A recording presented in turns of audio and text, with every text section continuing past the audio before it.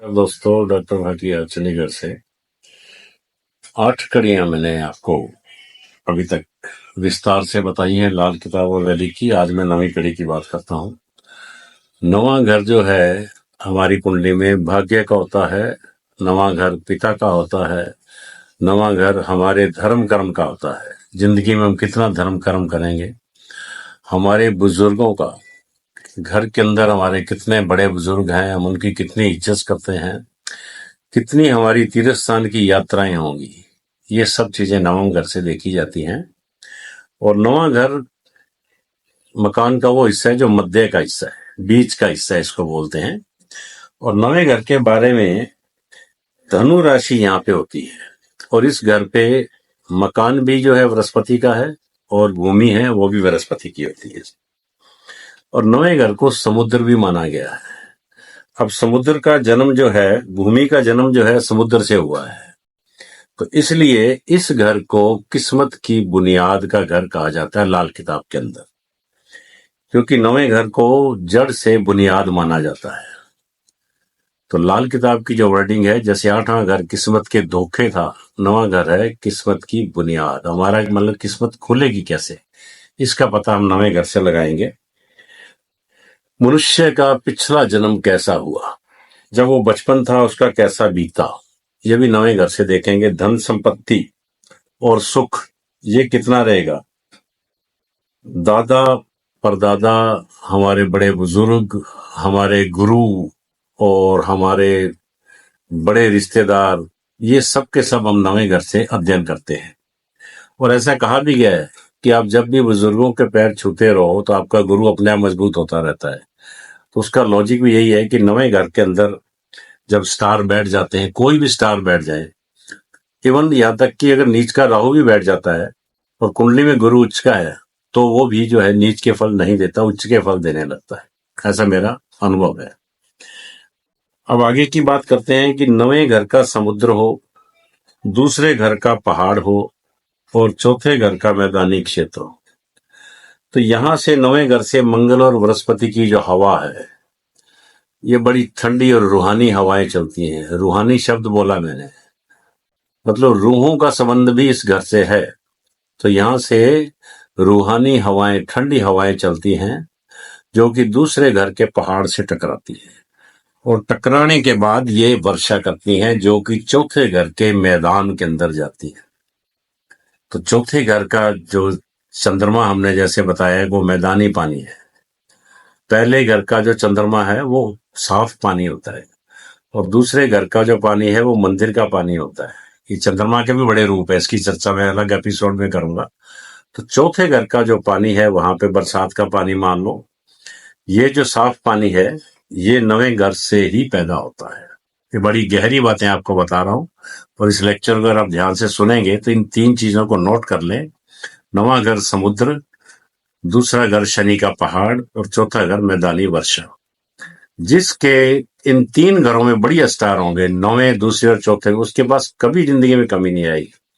कई दुकानों में हमने देखा है लक्ष्मी छप्पर फाड़ के आती, इतनी सेल होती है, पास वाला खाली बैठा होता है, उसके पास ये देना वो देना, मतलब दुनिया भर की लाइन लगी होती है। मैंने ऐसी बहुत सी दुकानें देखी है, इवन की छोटे छोटे चाट के ठेले भी देखे हैं जिन पे की टिक्कियां बिकती हैं आलू की, और उन टिक्कियों में उस व्यक्ति ने कई करोड़ रुपए की जायदाद बना दी, क्योंकि वहां पे लक्ष्मी बरसती है। उसका कारण यही है। ये बड़ी डीप स्टडी की चीजें हैं और मैंने ऐसे कई लोग अध्ययन किए हैं, कई लोगों की कुंडलियां देखी हैं कि ये लोग करोड़पति बने कैसे। काम तो ये एक पजामे में कर रहे हैं, छोटी सी रेड है, लेकिन पैसा कहाँ से आ रहा है। जब अध्ययन करते हैं तो पता लगता है कि इन लोगों के इन घरों के अंदर बड़े पॉजिटिव स्टार्स बैठे हुए हैं। तो आप भी कभी आपको मौका पड़े, अगर आप ज्योतिष स्टूडेंट हैं तो जरूर स्टडी करिए इन बातों। अब तीसरा और पांचवा घर अगर खाली होगा तो इस घर के जो स्टार है वो सोए हुए माने जाते हैं। इस घर के स्टार्स को हम 5वें घर से जगा सकते हैं। 9वें घर की चर्चा में ही आगे आपको मैं बताऊं कि ये हमारी जिंदगी की क्या व्यस्तताएं हैं, हमारे कितना हम बिजी रहेंगे, कितने हम संघर्ष करेंगे, ये हमें 9वां घर बताता है लाइफ के अंदर। नेक कामों के लिए कितना पैसा खर्च करेंगे और कैसे खर्च करेंगे, इसको भी 9वां घर ही है, वो हमें बताएंगे। तो इस घर के अंदर अगर खराब स्टार हो तो ऐसा व्यक्ति नेक काम चाह के भी नहीं कर सकता। और एक आपको राज की बात और भी बताएं कि अगर आपके नवे घर में राहु शनि जैसे या कोई और क्रूर स्टार पड़े हो, ऐसे व्यक्ति को धर्म स्थान पे जाके कभी निंदा नहीं करनी चाहिए। धर्म स्थान पे जाके अगर आप उस जगह की निंदा करोगे तो आपका भाग्य बिल्कुल फ्लैट हो जाए, जो आपको मिलने वाला वो नहीं मिलेगा। ऐसा प्रैक्टिकल अनुभव है और 100% सत्य है। इसलिए कभी भी आप ध्यान रखिए कि धर्म स्थान पे जाके मंदिरों की आप बुराई मत करें। और हमारे घर के जब अंदरूनी हिस्से की मैं बात करता हूं तो ये घर हमारे बुजुर्गों से संबंध रखता है। हमारे बुजुर्ग कैसे रहे होंगे, उन्होंने पैसा कैसे कमाया होगा, ये भी हमें नवे घर से ही पता लगता है। रूहानी मात्रा हमारे अंदर कितनी है, किन रूहों से हमारा संबंध है, कैसे हमारे पास एंजल्स हैं, कौन कौन सी एंजल्स हमें गाइड कर सकती हैं, ये बड़ा एक विलक्षण और विचित्र सब्जेक्ट है। कभी आप अगर एंजल की और सोल की स्टडी करें, एंजल थेरेपी की, तब आपको पता लगेगा कि ये रूहानी चीजें क्या होती हैं और आपके संबंध इन रूहानी चीजों से कैसे बनेंगे, ये हमें नवा घर ही बताएगा। हमारी उम्र के कई भागों के संबंध मैंने आपको जैसे बताया, दूसरे घर का, चौथे घर का, तो हमारे बुढ़ापे का संबंध जो है ना, वो नवे घर से होता है कि ओल्ड एज में हम किस तरफ जाएंगे, कैसे जाएंगे, हमें कैसी बीमारियां मिलेगी, हमारा जो है बुढ़ापे का जो है लाइफ वो कैसे चलेगा। इसकी स्टडी भी हम नवे घर से ही कर सकते हैं। नवे घर से हम जो है देख के मतलब प्रिडिक्ट कर सकते हैं कि हमें आगे कैसा समय बिताना है, आने वाले समय में बहू बेटे रखेंगे नहीं रखेंगे, वृद्धाश्रम में छोड़ेंगे, बहुत बड़ी बीमारियां घेरेगी। तुरंत 8वां 9वां घर कंसिडर करिए, लग्न को कंसिडर करिए। नहीं समझ में आए तो फिर बात करिए हमारे से, हम आपको गाइड भी करेंगे इस बारे में। धन के संबंध की अगर बात करें, हमने सारी जिंदगी कमाया और हमने कितना पैसा बचाया, यह नवे घर से ही पता लगता है। और हमारे भूतकाल का घर भी यही होता है। पिछले जन्म में हमारे क्या रिलेशन रहे, हमारा बचपन कैसा रहा, दुनियावी तौर पे हमारे रिश्तेदार कैसे रहे, ये सारी की सारी चीजें नवे घर से हमें पता लगती हैं। और जद्दी प्रॉपर्टी, ये जद्दी वर्ड जो है लाल किताब का है।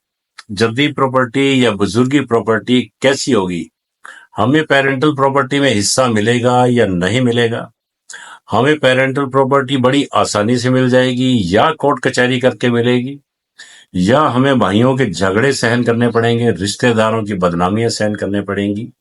ये सब चीजें नवे घर से पता लगती हैं। तो ज्योतिष अपने आप में बड़ा एक विलक्षण सब्जेक्ट है, आप इसकी डीपली स्टडी कीजिए तो आपको पता लगेगा। इसके अलावा नवा घर जो है, मैंने ये देखा है कि जद्दी मकान के अलावा मकान का फर्श कैसा होगा।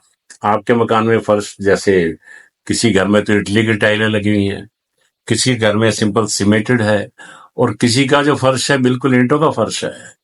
ये जो सारी स्थितियां हैं, ये नवा घर ही हमें गाइड करता है कि इस व्यक्ति के घर में जब हम एंटर हुए तो पहले फर्श पे नजर डालेंगे कि इस घर के अंदर कितनी रूहानी ताकतें हैं, इस बंदे के पास कितनी पावर्स हैं। ये हमें घर के फर्श से पता लग जाता है। पानी के जानवर हो गए, मेंढक वगैरह हो गए, घर में सबसे लंबी आयु वाले व्यक्ति कितने होंगे, बाबा हो गया, दादा हो गया, दादी हो गई, नानी हो गई, ये सब के सब हमें नवे घर से जो है इसका हमें पता लगता है। और एक बड़ी काम की बात, हमारे नाक के नथने, यहाँ भी नवे घर का निवास होता है। और इम्पोर्टेंट बात यह है कि शरीर के अंदर वीर्य कितना होगा, कैसा होगा, आदमी रिप्रोडक्शन के लायक होगा या नहीं होगा, ये नवा घर ही हमें बता सकता है। और इसके लिए खाली नवा घर ही नहीं, 7वां घर भी देखना पड़ेगा, 5वां घर देखना पड़ेगा, लगन देखनी पड़ेगी। इन तीनों को मिलाने के बाद नवे घर को जब साथ में लेंगे तो पता लगेगा कि हमारे पास वीर्य कैसा होगा, हम किस टाइप की संतान उत्पन्न कर पाएंगे या नहीं कर पाएंगे।